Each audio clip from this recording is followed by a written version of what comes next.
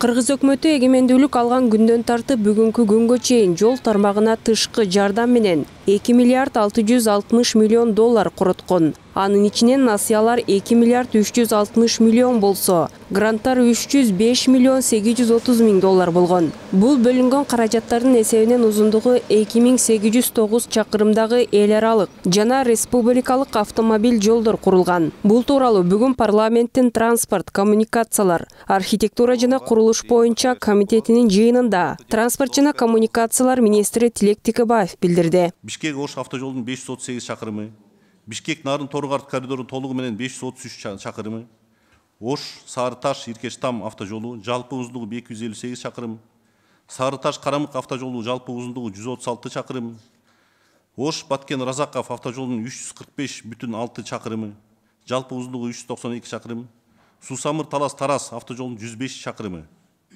Түндүк-Түштүк автомобиль жолунун 433 чакырымын куруу жана реконструкциялоонун 886 миллион АКШ долларынын көлөмүндө каржылоо жөнүндө келишимдерди түздү.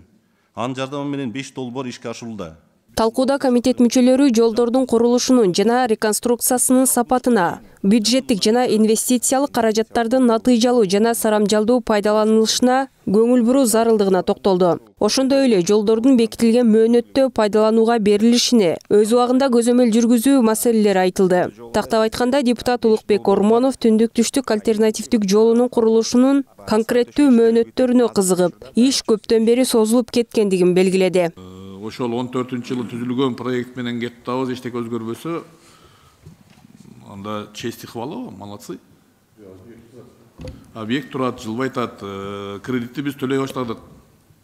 Улукбек Зулукарович айтып аткан маселе мындай, азыр биринчи фазада 400 миллион бул ошол проектиде каралган иштерди подрядчы аткарып өтөт. Андан сырткары биз жана коопсуздукту талаптарына дал келтирүү үчүн дагы 56 миллион кошумча жана галереяларга, кардан сактоочу искусственный сооруженияларга пландап ошого каражат издеп атабыз азыр. Ошондой эле жыйындын жүрүшүндө Чолпон ата Алматы-Унаа жолунун курулушунун келечеги туурасында да кеп козголуп, министр Тилек Текебаев учурда Алматы узун агыш Кемин авто жолун куруу долбоорунун техникалык экономикалык негиздемеси, долбоордун схемалык документтери даярдалып жатканын белгиледи. Чолпон ата Алматы жолу боюнча Казакстан Республикасы менен Кыргыз Республикасынын кызыкчылык барбы же жокпу?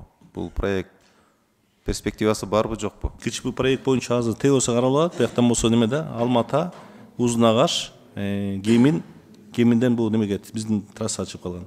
Ошол боюнча азыр каралып атат, иштер жүрүп атат. Анан өткөндө да бир немелер келиштик,